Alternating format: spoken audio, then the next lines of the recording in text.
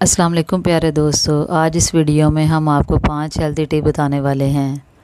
अगर आप वज़न बढ़ाने के ख्वाहिशमंद हैं तो केले ज़्यादा खाएं। केले खाने से वज़न बढ़ता है।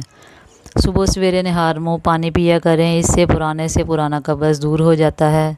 पिसी हुई लौंग में नींबू का रस मिलाकर दांत में मलने से दांत का दर्द दूर हो जाता है।